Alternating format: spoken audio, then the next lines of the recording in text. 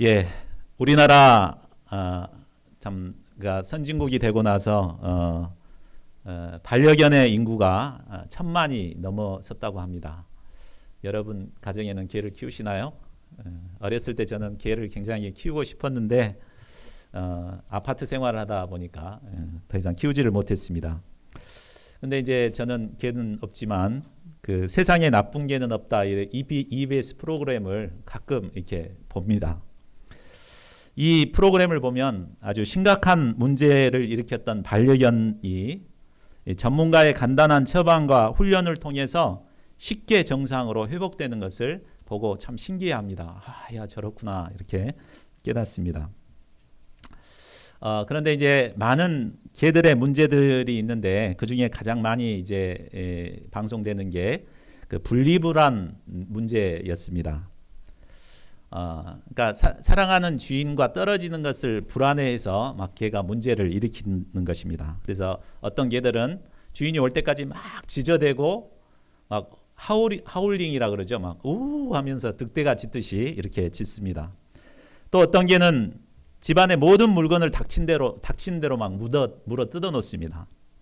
또 어떤 개는 집안 곳곳에 똥오줌을 막 싸놓습니다. 그러니까 강아지도 자기가 사랑하는 주인과 이렇게 떨어지는 것이 견디기가 힘들기 때문에 이런 스트레스를 받고 이런 행동을 하는 것입니다.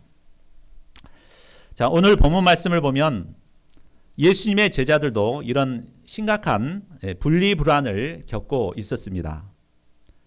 사랑하는 예수님은 반복해서 제자들에게 나는 너희가 따라올 수 없는 곳으로 간다 이렇게 말씀하셨습니다. 베드로는 죽을 각오로 끝까지 따르겠다고 했지만 예수님은 너는 나를 3번씩이나 부인할 것이다 라고 하셨습니다. 사랑하는 예수님은 제자들을 떠난다고 하지 또 제자들은 예수님을 부인한다고 하지 그렇게 하니까 얼마나 마음이 불안하겠습니까? 이로 인해 제자들의 마음에는 근심이 생길 수밖에 없었습니다. 신앙생활이란 한마디로 사랑하는 예수님과 함께 동행하는 삶이라고 정의할 수 있습니다. 그런데 우리가 신앙생활을 하다 보면 사랑하는 주님이 우리에게서 멀리 떠난 것 같은 이런 불안한 시기가 찾아올 때가 있습니다. 이때 우리는 제자들처럼 근심하며 불안해하기 쉽습니다. 자, 이때 우리가 이런 근심에서 벗어나기 위해서는 무엇이 필요할까요? 자, 오늘 본문에서 예수님은 제자들이 왜 근심하지 말아야 하는가를 3가지로 가르쳐주고 계십니다. 본문 말씀을 통해 이를 깊이 영접하고 모든 근심에서 벗어날 수 있기를 간절히 기도합니다. 파트 1, 예수님은 반드시 다시 오십니다.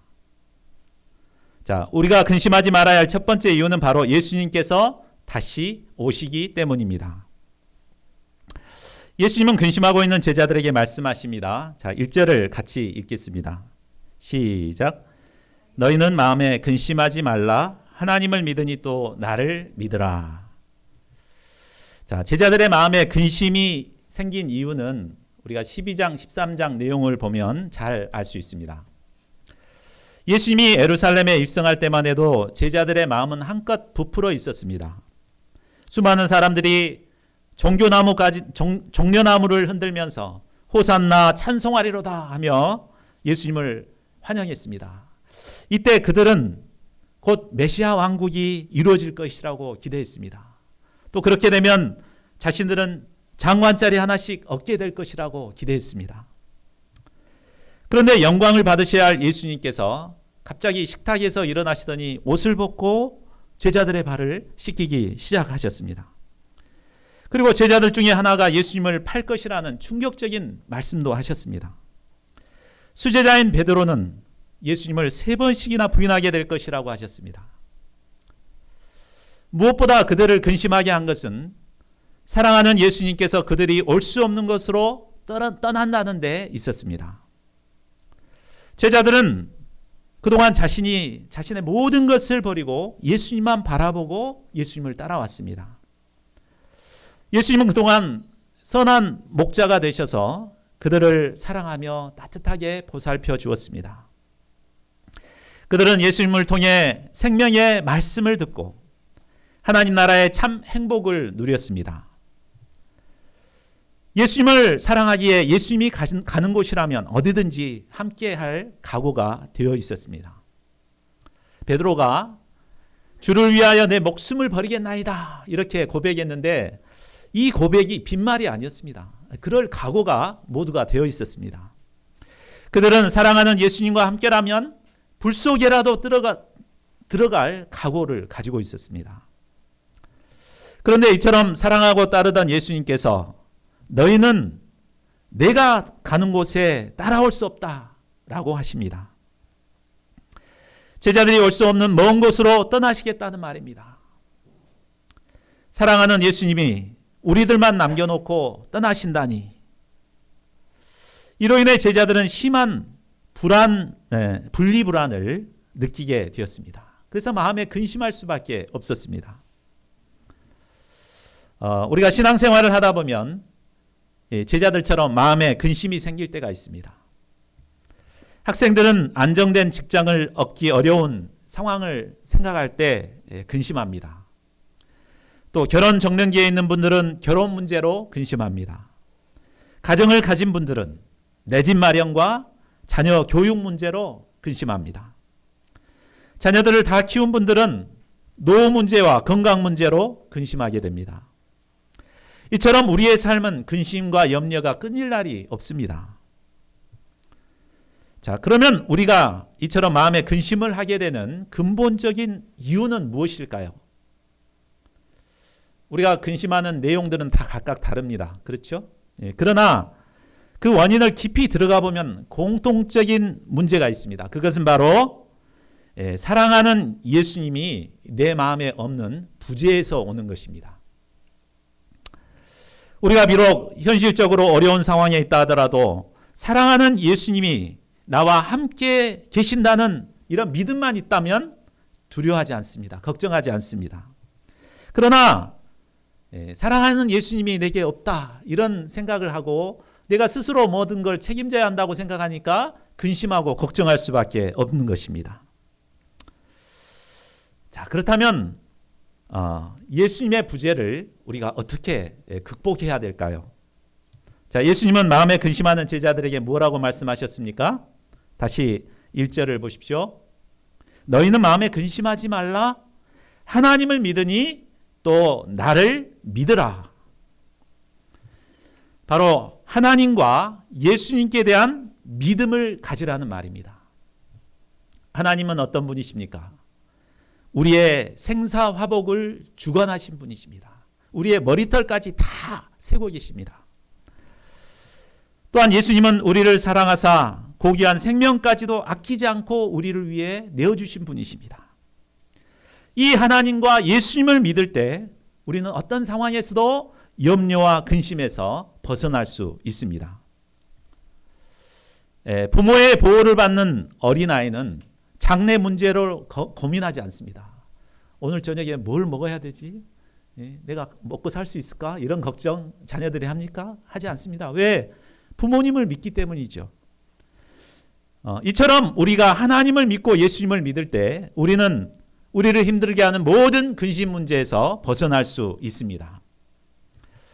자, 2절은 예수님께서 제자들을 떠나야만 하는 이유가 무엇인가를 설명합니다.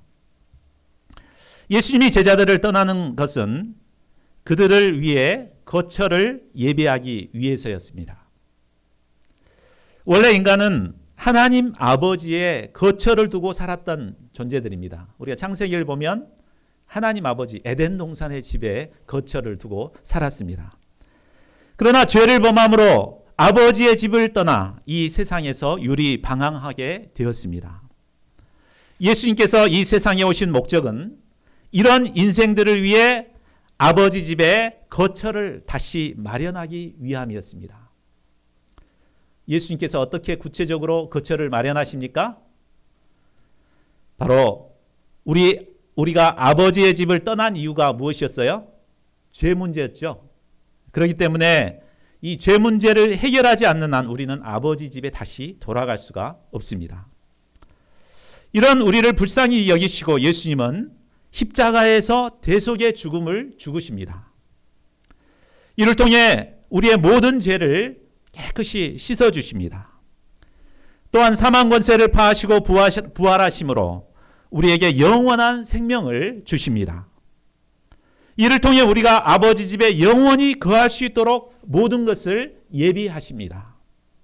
이 일을 이루시기 위해서 예수님은 잠시 사랑하는 제자들을 떠나야만 합니다. 3절을 보십시오. 예수님께서 아버지 집에 거처를 예비하신 후에는 다시 와서 그들을 영접하여 예수님이 계신 곳으로 인도해 주십니다. 이 말은 부활하신 후 제자들과 다시 만날 것을 의미합니다. 그러나 궁극적으로는 장차 또 다른 보혜사인 성령을 통해서 그들을 예수님께로 인도하시겠다는 약속입니다. 예수님은 이 약속대로 잠시 제자들을 떠나 십자가에서 죽으시고 부활하십니다. 이를 통해 하나님 아버지 집의 거처를 예비하십니다. 그리고 성령을 보내주셔서 이 땅에 살면서도 날마다 하나님 아버지의 집을 경험하며 누리게 하십니다. 그러다 장차 이 세상에서 육신의 장막을 벗게 되면 예수님이 계신 영원한 아버지의 집에 돌아가 영원토록 거하게 하십니다.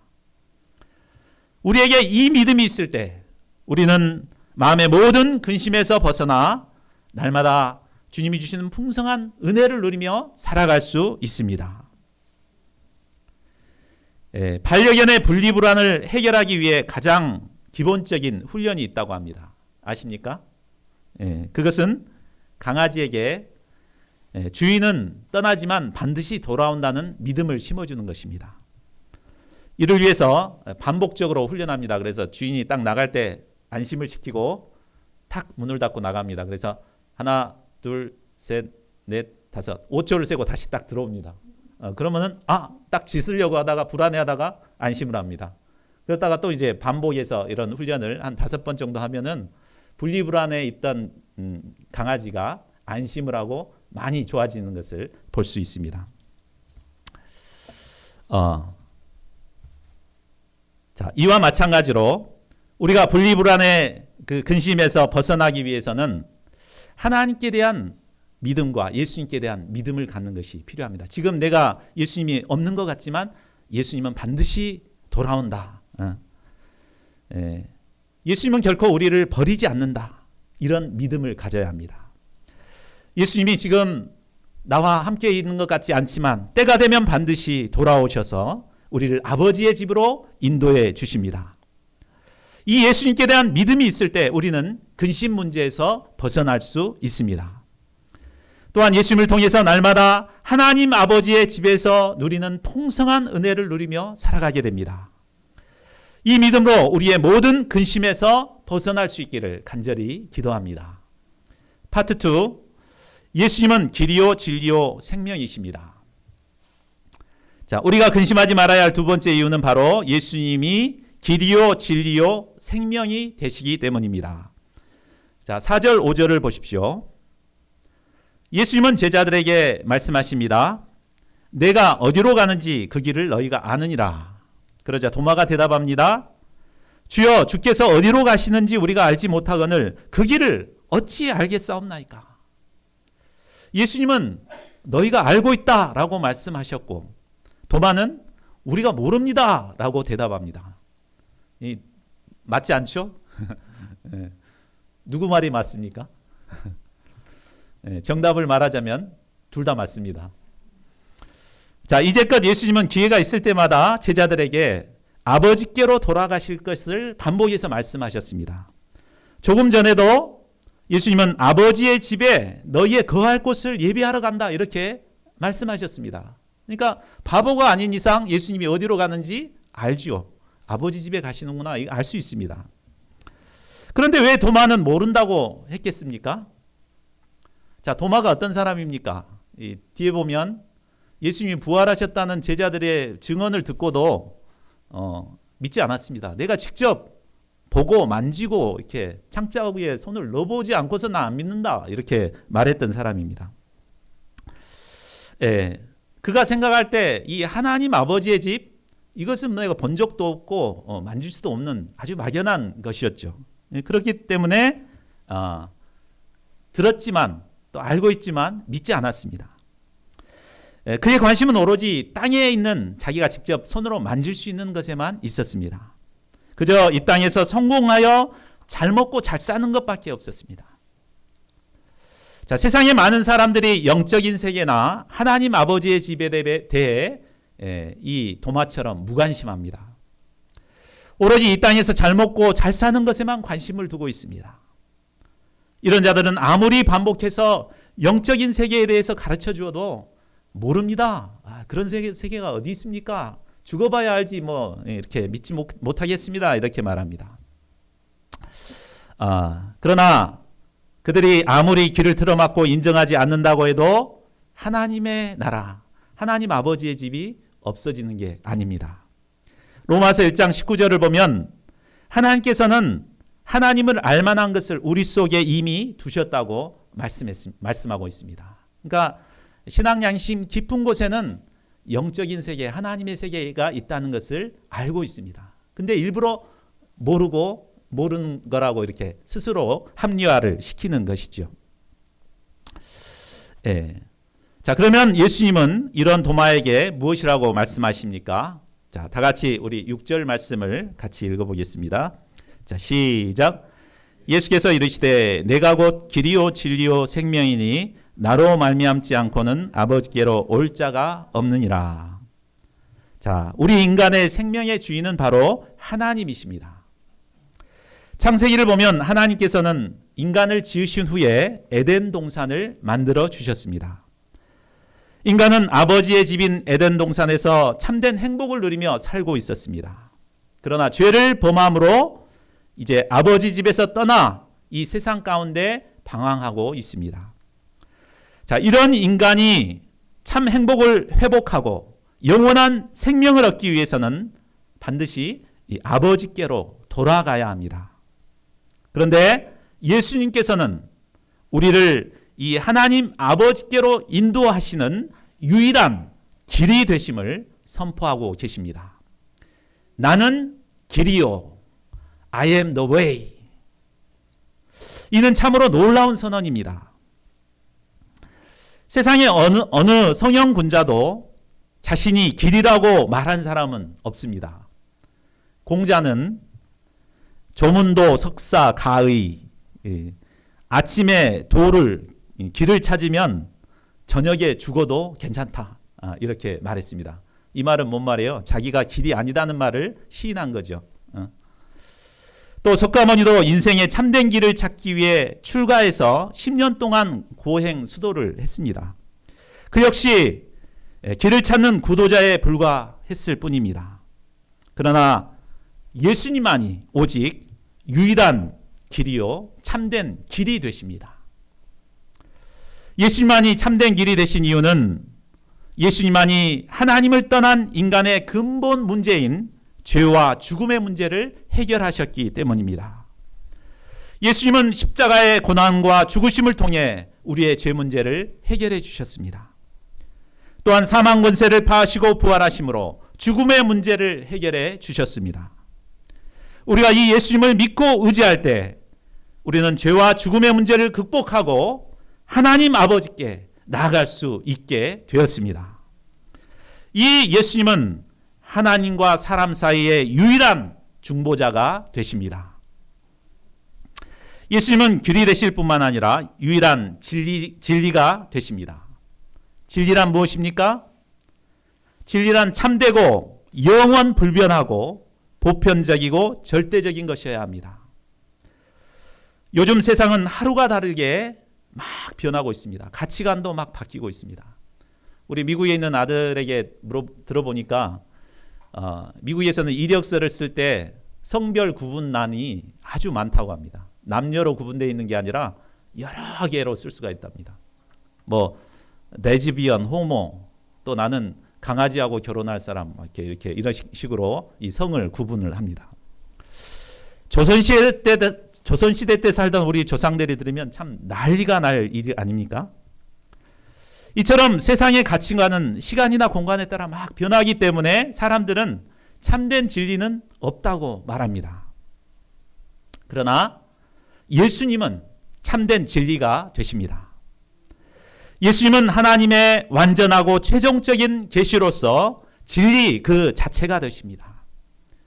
예수 그리스도는 어제나 오늘이나 영원토록 동일하십니다. 예수님 안에는 지혜와 지식의 모든 보화가 감추어져 있습니다. 예수님을 아는 것은 바로 진리를 아는 것입니다. 이 진리를 알게 될 때 우리는 진리 안에서 참된 자유함을 누리며 살게 됩니다. 예수님은 또한 유일한 생명이 되십니다. 예수님은 생명을 창조하신 창조주가 되시고 또 죽은 영혼을 살리시는 생명의 수여자가 되십니다. 죄를 범한 인간은 모두 영적으로 죽은 자들입니다. 그러나 생명의 주 예수님을 영접하게 될 때 사망에서 벗어나 생명으로 옮겨지게 됩니다. 저 역시 과거에는 영적인 세계를 모르고 오로지 육신의 쾌락을 쫓아 살았던 자였습니다. 이로 인해 참된 행복을 얻지 못하고 죄악 가운데 방황할 수밖에 없었습니다.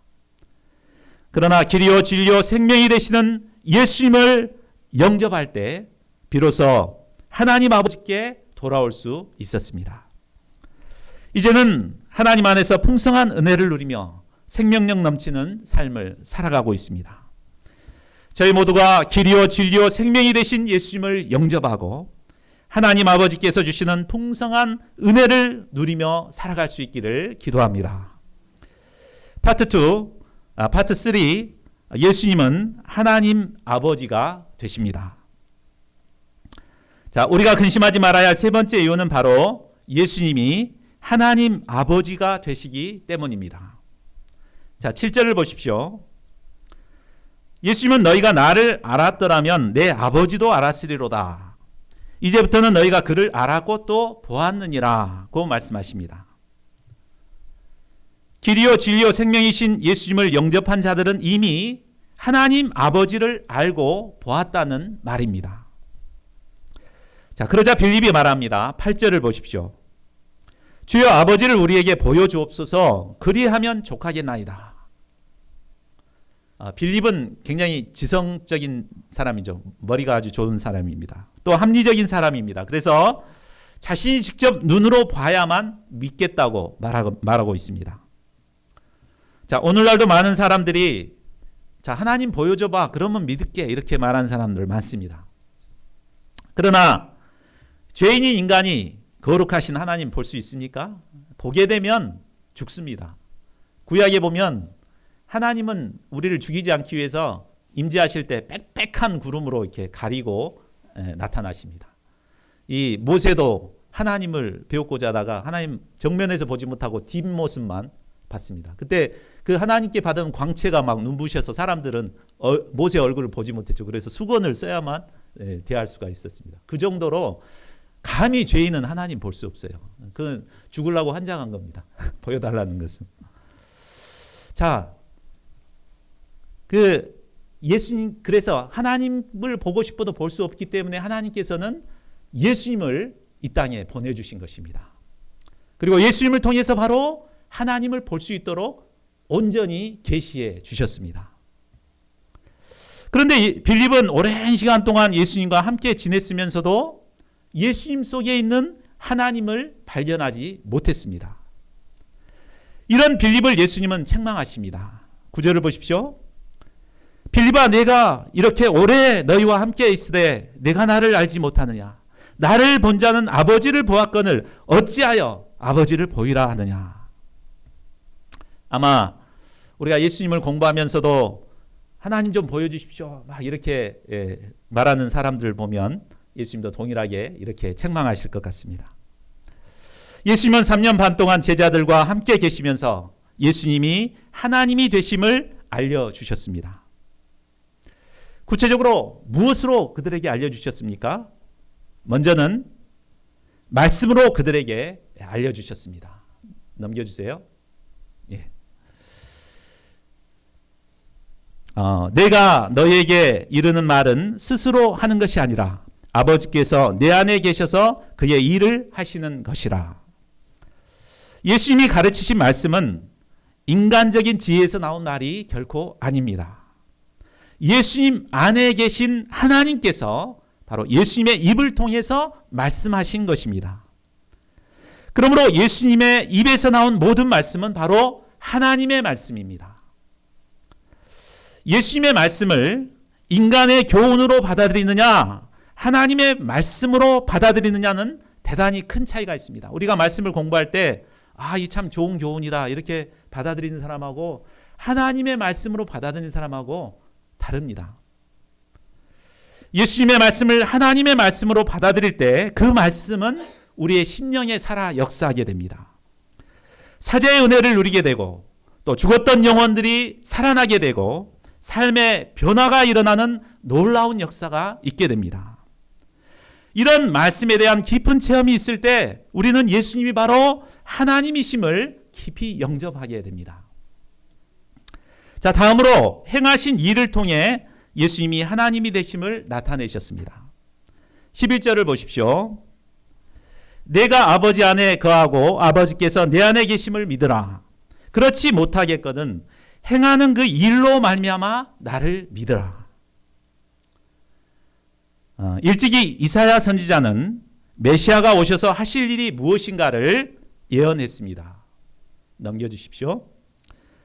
자, 그것은 소경이 눈을 뜨고 또 귀머거리가 듣고 안진뱅이가 걷게 되고 벙어리가 노래하는 이런 일들입니다. 문둥이가 깨끗함을 받고 또 죽은 자가 살아나는 이런 일이었습니다. 예수님은 그 예언대로 능력의 역사를 행하심으로 이 땅에 오신 하나님이 되심을 나타내셨습니다. 그렇다면 예수님의 말씀과 행하신 일을 통해 믿음을 갖게 된 제자들에게는 어떤 놀라운 일이 일어날까요?